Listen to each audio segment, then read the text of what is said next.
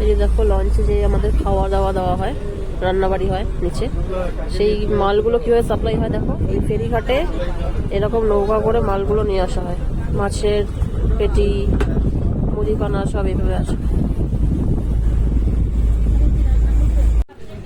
মালপত্র তুলে আমাদের বোট ছেড়ে দিল। আমাদের বোট কিন্তু ছেড়ে দিয়েছে, বোট এগোচ্ছে সামনে। ভোগল ব্রিজ ক্রস করে আমরা এগোবো। এদিকে রেডি হয়ে গেছে ব্রেকফাস্ট।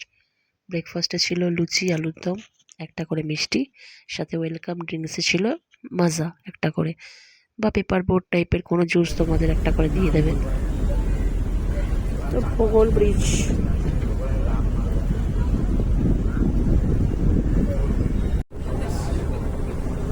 এটা একদিকে বাসন্তী একদিকে সোনাখালী, এই দিকটা সোনাখালী আর ওই দিকটা দেখালাম, ওই দিকটা হচ্ছে বাসন্তী, আর ওই ব্রিজটা হচ্ছে ভোগল ব্রিজ।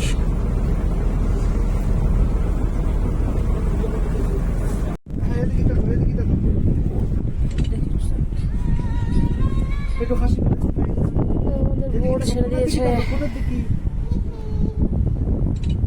ফোনের দিকে তাকাও, সোজা তাকাও।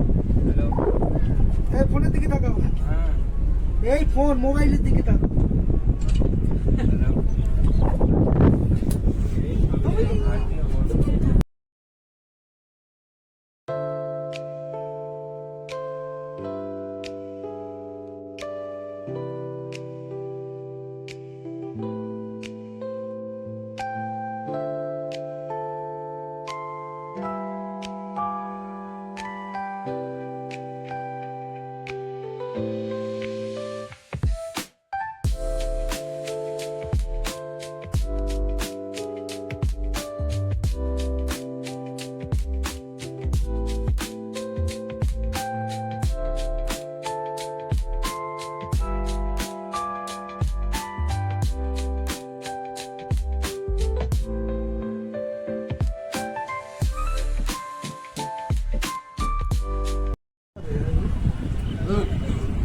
এগুলো সাথে খাওয়ার জিনিস, তুমি খাবার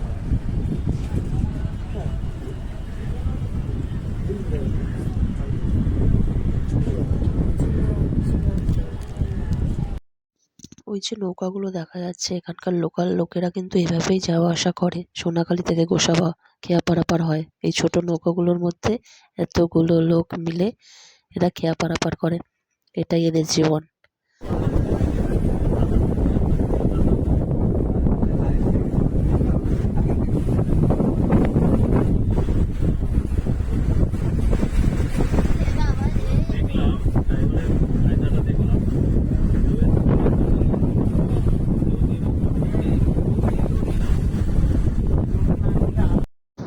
আমরা কিন্তু গোসাবা ঘাটের কাছে পৌঁছে গেছি। আমরা এখন নেমে যাব। নেমে কোথায় যাচ্ছি চলো দেখা যাক। গোসাবা ফেরিঘাটে আমরা নেমে গেছি। আমাদের গোসাবাতে নেমে ফার্স্ট ভিউ পয়েন্ট ছিল রবীন্দ্রনাথ ঠাকুরের বেকন বাংলো। এটা হচ্ছে বেকন বাংলো। শোনা যায় 1932 সালে রবীন্দ্রনাথ ঠাকুর এখানে এসেছিলেন। তার স্মৃতির উদ্দেশ্যেই এই বাংলোটির নাম করা হয়েছে বেকন বাংলো। এখনো ভেতরে লক করা আছে, তাও দেখি ভেতর দিয়ে কিছু দেখানো যায় নাকি তোমাদের, তাহলে দেখাচ্ছি। এই যে এখানে ওনার ফটো রাখা, মানে এটা হচ্ছে বেকন বাংলো, মানে রবীন্দ্রনাথ ঠাকুরের একটা বাংলো গোসাবাতে, যেটা সুন্দরবন আসলে ভিজিট করতে হয়। নিউটন সাহেবের বাংলো।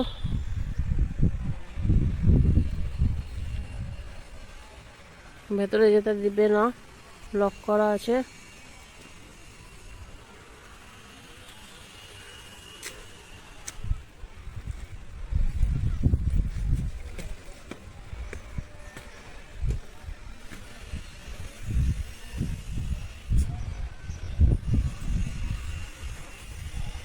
আবার তার একটা নতুন জেটি ওপেনিং হয়েছে জানুয়ারি মাসের 26 তারিখে। এই জেটিতে আমাদের বোট আসবে। আমাদের নামিয়ে দিয়েছিল ওই জেটিটাতে, এখান থেকে আমি ভিডিও করে দেখিয়েছিলাম তোমাদের। আসবে এই জেটিতে। তো আমরা বোটে উঠে গেলাম। বোটে উঠেই আমাদের যেটা পাওনা ছিল সেটা হলো হাতে চলে আসলো লোটে মাছ ভাজা, টমেটো ফ্রাই আর কফি। তো এই সুন্দর দৃশ্য দেখতে দেখতে, এরকম মাছ ভাজা খেতে খেতে যেতে ভালোই লাগছিল।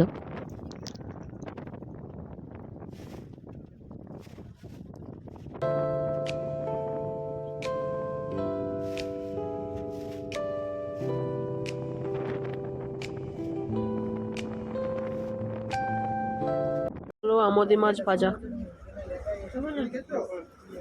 ননভেজ খায় না তাদের জন্য এটা ছিল। Tomato pakora veg.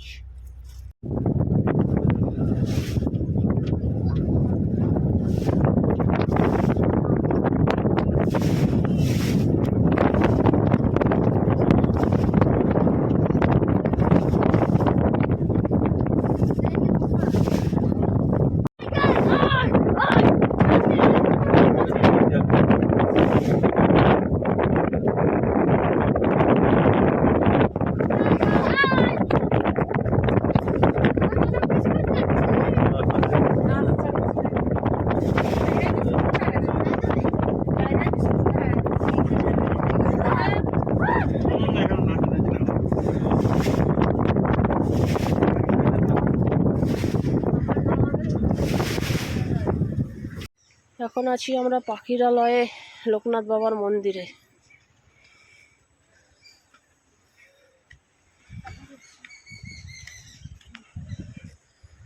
সুন্দরবন পাখিরালয়, ফেমাস লোকনাথ বাবার মন্দির। তারপর আমরা রিসোর্ট যাব। পাখিরালয়তে এই যে সব গেস্ট হাউসগুলো আছে, সবাই এসে সুন্দরবনে এখানে পাখিরালয়তে স্টে করে। গোসাবা মানে দেখে থেকে পাখিরালয়তে এসে স্টে করে, তারপর নেক্সট ডে এখান থেকে আবার রওনা হয়। শীতকালে সুন্দরবন আসার মজা একরকম, গরমকালে একরকম, আর এই বসন্তকালে একরকম। মানে শীতকালে আসলে, জানুয়ারি থেকে আসলে বাঘ দেখার চান্সটা সব থেকে বেশি থাকে। অন্য সময় বাঘ দেখার চান্স অতটা থাকে না, কিন্তু এই হালকা গরমে বা গরমের সময়টা, বর্ষাতে না, বর্ষাতে একটু বেশি রিস্কি হয়ে যায় যারা আসতে আসতে পারে। গরমে এই বোটে চড়ার যে মজাটা, যে সুন্দর হাওয়াটা ফিল করা, এটা আলাদাই একটা এক্সপিরিয়েন্স, আলাদাই অনুভূতি, আলাদাই শান্তি। সবসময় সব জায়গায় ভিডিও করতে ভালো লাগে না, এরকম জায়গায় আসলে মন শুধু রিল্যাক্সেশন, পিসফুল মাইন্ডে সময় কাটাও, বোটে চড়ো, খাও দাও, রিল্যাক্স করো। যে সব পাখিরালয়তে সব হোমস্টেগুলো, মানে হোমস্টে হোটেল সব এখানে। পরপর পরপর হাটেও দেখলে রাস্তার ধারে কয়েকটা, মানে যত ট্রাভেলার নিয়ে আসে সব এরকম পাখিরালয়তেই এরকম হোটেল করা আছে, রিসোর্ট আছে, সেখানে স্টে করতে হয় একদিন। চলে আসছি লোকনাথ বাবার মন্দিরে। দেখো কি সুন্দর মাটির ঘর বাড়ি, মন্দিরটা কি সুন্দর, মাটির খড়ের ছাউনি। এটা স্কুল? কি স্কুল? Primary school? বাচ্চারা পড়ে। এইটা স্কুল, বাচ্চারা পড়াশোনা করে এখানে।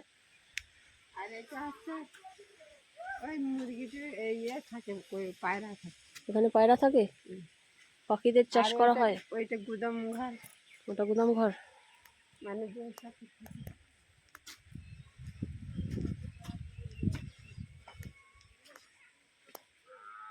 এখানে পাখি টাখি থাকে, পায়রা চাষ করা হয়।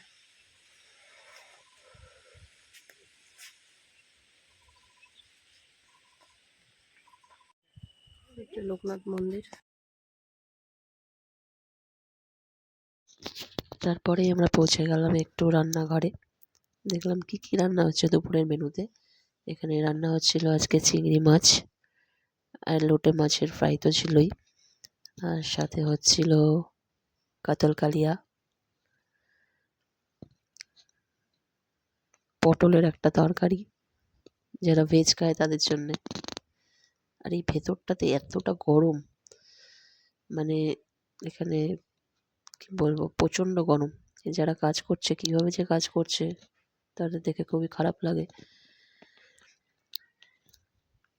তো বেলা 1:30-2টো নাগাদ আমাদের এখানে লাঞ্চ দেওয়ার ব্যবস্থা শুরু হয়ে গেল। রেডি হচ্ছে, সব প্রিপারেশন চলছে, সবাই বসে আছে। লাঞ্চে ছিল ভাত, ডাল, ঝুড়ি, আলু ভাজা, কাতল কালিয়া, পটলের একটা তরকারি আর চিংড়ি মাছের মালাইকারি।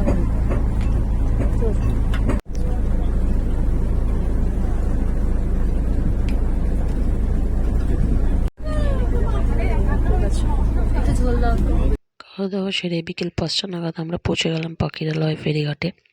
এখান থেকে আমরা হোটেলে পৌঁছে গেলাম। ফাইনালি আমরা এখন হোটেলে পৌঁছালাম। এবার ফ্রেশ হবো,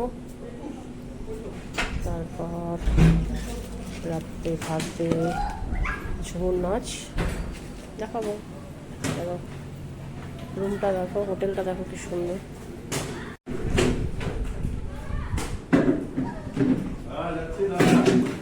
নিচে দেখো বাগান আছে, একটা গ্রাউন্ড আছে খেলার, এখানেই নাচ বাজ হয় সন্ধ্যেবেলাটা। আর আমাদের টিম, এখানে আমাদের টিম সবার পরপর রুম পাশে, সুন্দর, দারুণ সুন্দর পরিবেশ।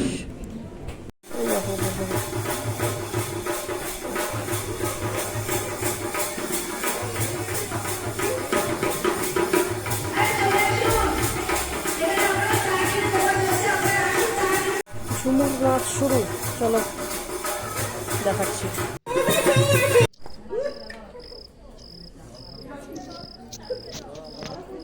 এই ঝুমুর নাচ দেখতে দেখতে হাতে চলে আসলো কফি আর চিকেন পকোড়া।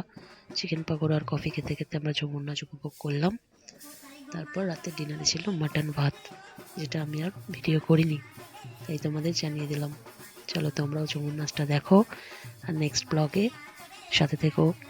পরবর্তী ঘোরাফেরার যে পরের দিনটা, সেটা আমি পরের ব্লগে আনছি। চলো টাটা।